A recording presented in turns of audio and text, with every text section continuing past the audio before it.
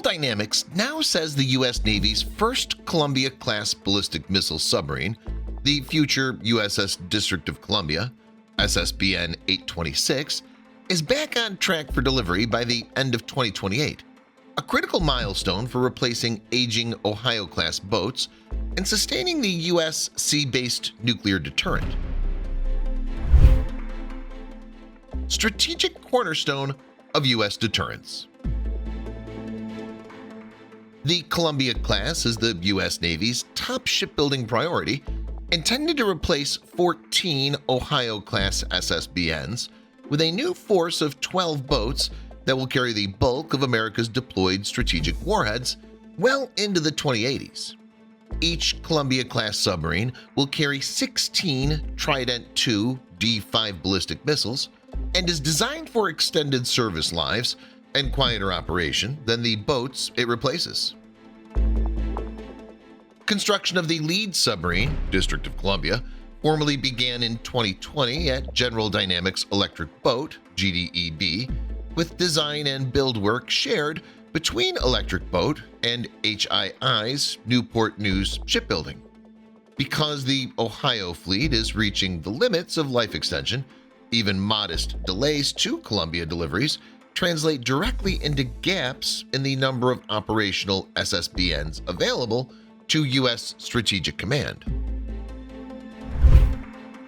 From slipping schedule to 2028 on track. Early planning envisioned delivery of the first Columbia-class boat around fiscal 2027, followed by several years of testing and the first deterrent patrol in roughly 2030. A Navy-wide schedule review ordered in 2024, however, warned that the District of Columbia was running 12 to 16 months late, potentially pushing delivery into late 2028 or even early 2029. Independent commentators and think tank analysts subsequently highlighted the program as a major schedule risk, with some estimates suggesting delays of more than a year beyond the original target. Over the last year, the Navy and industry have executed an acceleration plan to pull forward critical module deliveries and compress integration work at Electric Boat's Groton, Connecticut yard. By late 2025, General Dynamics reported that all major modules for SSBN 826 would be at Groton by the end of that year, clearing the way for final assembly. That industrial push underpins the company's current confidence that the first boat can still be delivered in 2028 despite earlier slippage. General Dynamics 2028 delivery message. In an April 2026 earnings call, General Dynamics executive Danny Deep told USNI News that the District of Columbia, currently being assembled at GD Electric Boat, is on a path to deliver that first boat by the end of 2028, and cited excellent progress in the last 6 or 9 months on the program. His comments closely mirror the headline framing that the first Columbia-class submarine is tracking to 2028 delivery, signaling that the shipbuilder views the revised target as achievable rather than aspirational. Rear Admiral Todd Weeks, the Navy's Program Executive Officer for Strategic Submarines, has reinforced that message in public forums, noting that the lead boat is roughly 65% complete and that the program is driving toward pressure hull completion by the end of 2026. Once the hull is fully joined and the vessel is moved into the water in 2027, the final fit-out, testing, and trials are intended to culminate in delivery in 2028, keeping the broader deterrence timeline just inside acceptable risk margins. Industrial base strain and construction progress. Behind the optimistic headline, the Columbia program remains a wicked heavy lift, in the words of Vice Admiral Robert Goucher, the Pentagon's senior submarine portfolio manager. Workforce shortages, supply chain fragility, and rework, especially in high-tolerance components such as missile tubes, have previously eroded schedule margins and driven the need for recovery plans. Navy and industry officials point to several concrete signs of progress. Weeks has highlighted that all modules for the lead boat reach the final assembly yard by late 2025, and that the bow module was delivered in November as the last major piece of the puzzle.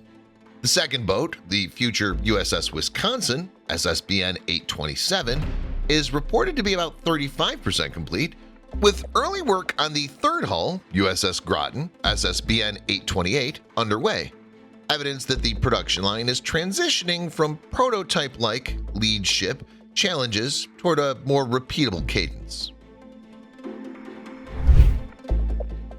Persistent risks and skeptical assessments. Despite the recent messaging, several independent assessments remain cautious about whether 2028 delivery can be achieved without further slippage. A January 2026 analysis from defense outlet 1945, for example, described Columbia as in trouble, citing cost growth and schedule pressure, and suggesting the lead boat could slip into 2029.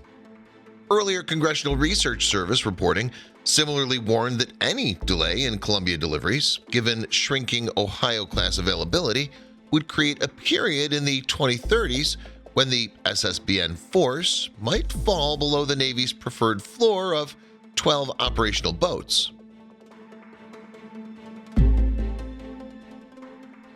Navy officials acknowledged that the program has consumed much of its built-in schedule margin to resolve technical issues, such as missile tube welding defects and first-of-class integration challenges. Sea Power magazine noted that although missile tube welding problems cost about a year to fix, the Navy insists they have not yet changed the formal delivery date, but also emphasized that this leaves little room for additional surprises between now and 2028. Managing the Ohio-Columbia transition. The Columbia schedule is not just a matter of shipyard pride, it's central to the continuity of U.S. nuclear deterrence at sea. The Navy's plan assumes that Ohio-class SSBNs can be kept in service long enough through refuelings and life extensions to bridge to the new class without dropping below the minimum required number of deployed boats. A slip beyond 2028 would increase pressure either to extend some Ohio's further with attendant technical and cost risk, or to accept a temporary smaller SSBN force. Navy spokespeople have repeatedly stressed that Columbia deliveries remain aligned with Ohio retirements, and that the industrial base is being managed with that strategic imperative in mind. Continuous missile tube production, advanced procurement of long lead components, and investments in the broader submarine industrial base are all intended to de-risk not just the lead ship, but the entire 12-boat program. The long-term goal is to reach a steady rhythm of one Columbia delivered per year in the 2030s.